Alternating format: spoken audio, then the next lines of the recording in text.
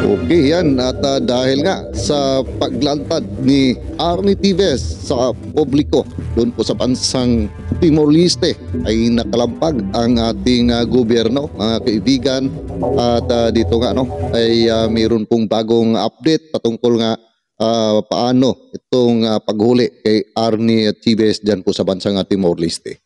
At sabi nga ni spokesperson ng DOJ na si Atty. Clavano na ang atin po nga Pangulong Bongbong Marcos ay nakipag-ugnayan na sa bansang Timor-Leste, mga kaibigan. At yan po ang ating talakayan sa ngayon. Pero bago po yan, welcome back muli dito sa Rapido TV at kumusta po ang lahat? Naway nasa mabuti pong kalagayan at ingat palagi saan tayo naroon. At ako po muli ay magpapasalamat sa inyong patuloy na pag-suporta, panonood sa mga ginagawa po na mga reaction video at komentary. Yan no. At panoorin na natin ang video na ito. Huwag na nating patagalin mga kaibigan para malaman po natin ano po ba ang mga bagong update po patungkol ito sa kaso ni Arnie Tibes. That all along, no? Alam naman natin na nandun talaga siya sa Timor-Leste. Ngayon, it's without a doubt, no? And now everybody knows dahil nagpakita talaga siya doon. Yun. At nakakuha din kami ng statement galing sa campo ni former Senator Manny Pacquiao na ito ay isang chance encounter lamang po at hindi naman sinadya na magkita sila doon sa mismong airport, no? So ayan mga kaibigan, no, yung pagkita po nila ni dating Senador Manny Pacquiao at ni Arnie Tibes doon po sa airport, no, ng bansang Timor-Leste ay yun daw ay hindi po sinadya mga kaibigan, no. Nagkataon lang po na itong si Arnie Tibes ay sumalubong din po din kay dating Senador Manny Pacquiao. So ano po ang inyong mga komento? Paki-comment na lang po sa ating comment section mga kaibigan. Siya lang ay sinalubong doon sa airport at nagpakita din doon sa mga events na pinuntahan ni former Senator Manny. Ngayon, yung sa amin naman, patuloy pa rin yung plano namin. He is still under, even if he's there, there's a warrant of arrest out for him. Lumabas po yan a couple of weeks ago at patuloy pa rin yung plano ho namin, yung operation po namin, hindi magbabago. We just know now for sure kung saan siya and sa alam din namin, meron po siyang invitation sa Dili, sa Timor-Leste, kung saan inimbita niya si Senator Manny Pacquiao. Siguro po, ang gusto lang namin sabihin sa publiko ay huwag mag-alala dahil ang aming operations ay well underway, no? At sa tingin ho namin in a few months, in a few days, he will be here back in the Philippines to face the charges against him, which are very serious, no, allegations that we believe he should face here and not anywhere else. Sir, ano po yung magiging galaw ninyo? Kasi these are events na sponsored ng gobyerno mismo ng Timor-Leste. Kasi given na meron nga po siyang arrest warrant. Yes, you know, marami na kasing high-level talks na nangyari between presidente ho natin, si PBBM, at yung presidente din ng Timor-Leste. Kaya sa tingin ho namin, these are not in any way sanctioned by their government as well. Yung pagpunta, no, kay ni former Congressman Arnie Tibes. Hindi naman din sinadya na inimbitahin si former Congressman Tibes, si Manny Pacquiao lang po, no, ang inimbita. So, ito ay isang chance encounter, but like I said, patuloy pa rin ang aming operation, patuloy pa rin ang aming plano, at sa tingin ho namin magiging successful ho ang aming operation. So, hindi ba parang mag-i-intensify pa tayo tungkol doon? Kasi nga alam na kung nasaan, nakita na talaga na nando doon, para po talaga makuha na. Kasi meron naman tayong diplomatic relationships with Timor-Leste. Yes, ma'am. Yun nga po, we'll have to go through diplomatic channels dahil wala naman tayong extradition treaty with Timor-Leste. But the cooperation and the communication between the two governments has been very fruitful. Marami na pong napag-usapan and our operations are based on those communications between the two governments. So, of course, dahil nagpakita na talaga siya, we will further intensify our operations and speed up the process. Sir, what happened dun sa balak na susulat tayo sa UN for duty of rendition? Yes, so dadaan kasi yan sa Malacanang, no? It has to go through the proper channels. So kami po ay nag-recommend na sa Malacanang na sulatan na ang UN. Sir, ako question lang po tungkol Yeah. sa bagong PNP regulation na hindi Oh, sorry.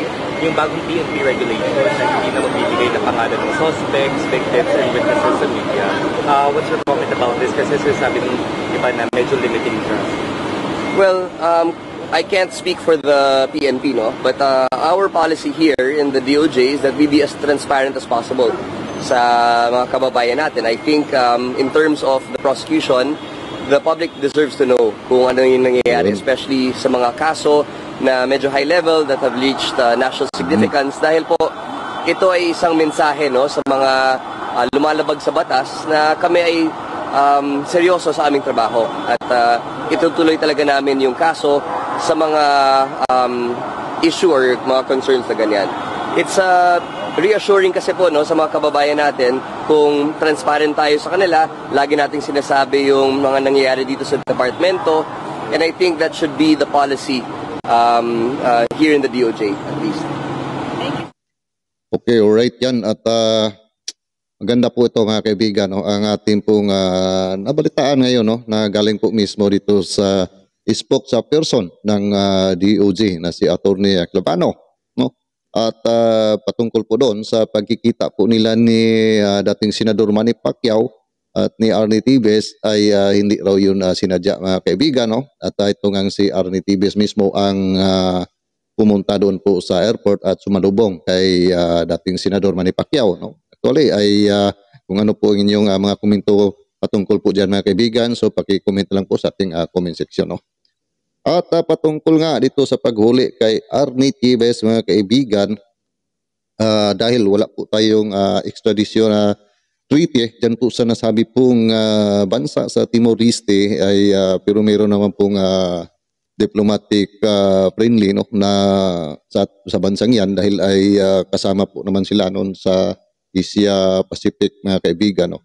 So ang ginagawa po ngayon ng ating pong Pangulong Bongbong Marcos ay nakipag-ugnayan sa kanila pong Prime Minister, no, sa nasabi pong bansa para po ay hindi po maging mahirap, no, ang paghuli kay Arnie Tibes dyan po sa nasabi pong bansa sa Timor-Leste, which is ay maganda naman po yan mga kaibigan. No? At alam po natin na siguro mag-cooperate po itong bansang Timor-Leste, lalong-lalo po ang kanilang Prime Minister, no, mga kaibigan. Dahil nga ay alam po naman nila ng ating pong isang kababayan dyan na itong si Arnie Tibes ay pinaghahanap na ng batas dito po sa ating bansa at isa pa ay nadeklara na rin po na isang terorista. No? So siguro ay tutulong din po sila sa paghuli kay Arnie Tibes din po sa kanilang bansa mga kaibigan. No? Pero siyempre ay kailangan po na ay mayroon pong pag-usap po ng bansa natin at sa bansang Timor-Leste para ay maganda po ang mangyayari na operasyon patungkol po sa paghuli kay Arnie Tibes. No? Dahil ay ibang bansa po yan, siyempre mayroon po silang sariling batas sa nasabi pong bansa. No? At hindi po katulad sa atin, ang batas nila, siyempre iba't ibang bansa, iba-ibang mga batas din po, no, ang nasa loob po ng kanilang bansa mga kaibigan. So, kailangan po natin respetuhin ang mga batas po, kung ano man ang mga batas din po sa kanilang bansa, no, para po ay re-respetuhin po tayo ng bansang yan mga kaibigan at makipagtulungan po sila sa gagawin po, no, na pag-aristo kay Arnie Tibes dyan po sa bansang Timor-Leste. So, doon po sa pagpunta ni Manny Pacquiao mga kaibigan, sa aking pong obserbasyon, ay isa din po yun sa parang nakakatulong mga kaibigan, no, na ito nga si Arnie Tibes ay talagang nakita po natin na hindi na po haka-haka o yun nga ang sabi ng kanyang abogadong si Topacio na ay mga haka-haka lamang kung nasaan si Arnie Tibes at kahit anong lugar na lang ang sinasabi raw, no, mga kaibigan. Pero sa ngayon ay hindi na po niya masabi na ito po ay haka dahil ay lumantad po sa publiko. Ito po nga si Arnie Tibes diyan nga sa bansang Timor-Leste. So para bang binigay na ng pagkakataon, no, o binigay ng ating mahal na Panginoon na yun nga ang mangyayari para po ay mapatunayan na nandyan po talaga siya. Pumunta po doon si Manny Pacquiao at yun nga mga kaibigan, no, ay lumantad po itong si Arnie Tibes. So which is ay siguro mas maganda siguro, no, na paano po ito palabasin si Arnie Tibes ay kung mayroon pang mga ibang mga mas dikit pa sa kanya, ay siguro ay yun po ang papuntahin at doon po ay biglang hulihin po si Arnie Tibes mga kaibigan. So madali lang palang palabasin to si Arnie Tibes basta't yung tao na talagang kasangga po niya mga kaibigan ang pumunta ay lalabas at lalabas po itong si Arnie Tibes, no, mga kaibigan. Gusto kasi magpasikat di ba? Gustong pumapil. Parang lalo siyang makilala sa bansang Timor-Leste. Kaya siguro ay ginawa niya na dahil pumunta po si Manny Pacquiao doon dahil ay iniimbita at sa tingin niya na pagkakataon na niya, no, na mas lalo pa siyang makilala sa sabing bansa. So yun siguro ang nasa kanyang isip. Kaya ay sinalubong din po niya si Manny Pacquiao at ipinapakita niya sa tao dyan sa bansang Timor-Leste na sanggang dikit po sila ni Manny Pacquiao, no, mga kaibigan. Pero doon po sa bandang huli na gusto nga niyang parang gusto niya sumama doon po sa sinasakyan po ni dating Senador Manny Pacquiao, pero ay itinulak po siya ng mga guards, mga kaibigan, no. Parang nabuli po siya sa pangyayaring yun, mga kaibigan, no. Hindi po umubra ang kaangasan po niya doon po sa mga guards ng bansang Timor-Leste, mga kaibigan, no. So talagang itong si Arnie Tibes, mga kaibigan, ay nandoon pa rin po sa kanya ang yung yabang, mga kaibigan, no. Hindi pa rin po nawala, no, kahit na sa ganito po ang nangyayari sa kanyang buhay sa ngayon na medyo tagilid na po siya dahil alam po naman natin na patong-patong na po mga kaso ang kanyang harapin. Pero ang yabang po niya sa kanyang katawan ay hindi pa rin po nawala, mga kaibigan. Kitang-kita naman po natin doon po, no, sa mga video nating napanood, no, nung nandoon nga si dating Senador Manny Pacquiao, no. Talagang feeling po niya nga yung body po siya ni dating Senador Manny Pacquiao, mga kaibigan, no. So yun po ang isa, no, sa dahilan. At alam po naman natin sa paglabas po ng video na yun, grabe po ang ating mga kababayan, no? Marami po ang nagalit, marami din po ang nagpaabot ng mga public opinion, lalong-lalo na po kay Ace OG Buying Remulla na ganun nga, puro na lang po salita, wala naman pong nangyayari. So ngayon po ay nakalampag po sila, mga kaibigan, no, sa nangyayaring yon. Kaya ay ito nga, no, ang kanila pong gagawin pong aksyon sa ngayon. So umaasa po tayo na sana po, no, ay agaran po na mahuli itong si Arnie Tibes para po masagot po niya yung pong mga kaso laban po sa kanya, mga kaibigan, no, na hindi po biro yung mga kaso na yon, no. Daming mga murder po sa kaso na kanyang harapin at doon po natin malalaman ang sinasabi ng kanyang abogado ng lahat daw ay gawa-gawang kwento lamang, paninira po sa kanyang busing. Doon po natin malalaman kung nandoon na po yan sa korte at haharap na po sila at titingnan po natin kung totoo ba ang kanilang sinasabi na ito ay gawa-gawa lamang na mga kaso na isinasampa sa kanya, no? Dahil nga ay kung hindi po ninyo nalaman, mga kaibigan, no, mayroon po akong napanood, no, na mayroon din pong isinasampa ng ating mga otoridad dito po kay Arnie Tibes sa isa po niyang resident, mga kaibigan, no. Isang residence po niya na kanila pong parang sinesearch po nila at sabi nga may mga baril din po, mga kaibigan, at sinampahan po si Arnie Tibes, no. Pero yun po, mga kaibigan, ang sabi po doon, no, sa yung affidavit ay dismiss po mga kaibigan, no, ang nasabing kaso. So dito lang po mga kaibigan, no, sa yun nga na-dismiss, di ba? Sabi nga ng kanila pong kampo ni Tibes na ang nangyayari po ay wala na po silang laban dahil ay hinusgahan na raw, no, ni SOG Boyeng Remulla. Pero bakit mayroon pong na-dismiss na kaso laban sa kanya, o di ba? So ibig sabihin, pagka dumating po sa korte, wala po silang pakialam dito po kay SOG Boyeng Remulla. Talagang gagawin po nila at gagawin kung ano po ang nararapat. Yun po ang trabaho po, no, ng ating mga husgado, mga kaibigan. No? Hindi po yan sila basta-basta lang po na porkit yan po ang ano nila boss, susundin na nila. No? Gagawin din po nila ang trabaho po nila.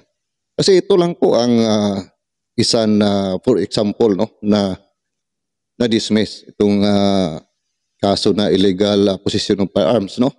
Ang kaso na ito. So na-dismiss po mga kaibigan dahil ay lack of evidence po, no? Ang nasabing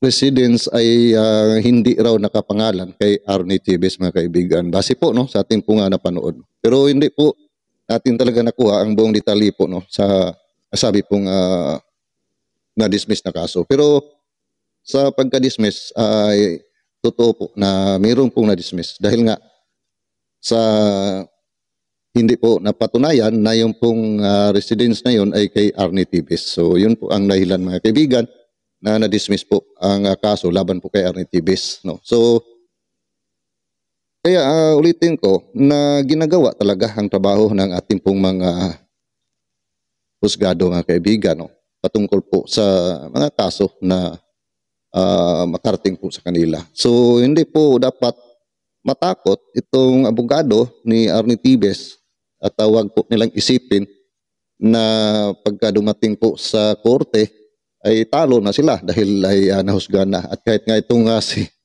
Atty. Panilo, ganun din po ang sinasabi na wala na daw laban dahil ay nahusgahan na. So na iyan po, no, nakita po natin na mayroon man pong na-dismiss, di ba? So dapat lang po talaga nagagawin itong abogado ni Arnie Tibes na si Atopacio dahil ay sobrang galing po dito kung paano po niya ipanalo ito po nga kaso na ito. So ayan mga kaibigan, no? At medyo napataas po tayo at dito lang po muna tayo mga kaibigan, no? At sa lahat po, no, na mayroon pong mga sariling opinion dyan, pag-comment po sa ating comment section, no? At maraming salamat muli sa inyong patuloy na pagsubaybay, pagsuporta dito sa aking YouTube channel, ganyan sa aking Facebook feeds. At ako po muli, no, ay humingi sa inyo na kung maaari ay paki-like naman po ang video na ito kung nagustuhan po ninyo. At maaari ay paki-share na rin. Ayan, no? So sa mga hindi pa po nakasubscribe dyan, baka naman paki-subscribe at paki-follow na po ating Facebook page, no? So maraming salamat po sa inyong lahat, lalong-lalo na dyan sa ating mga kababayan sa Negros Oriental at sa Luzon, Visayas at Mindanao, sa ating mga ka-OFW. Ayan, maraming salamat po sa inyong patuloy na pag-suporta. At see you po sa next video ko. God bless all of us. Palagi lang mag-iingat. Sana tayo naroon.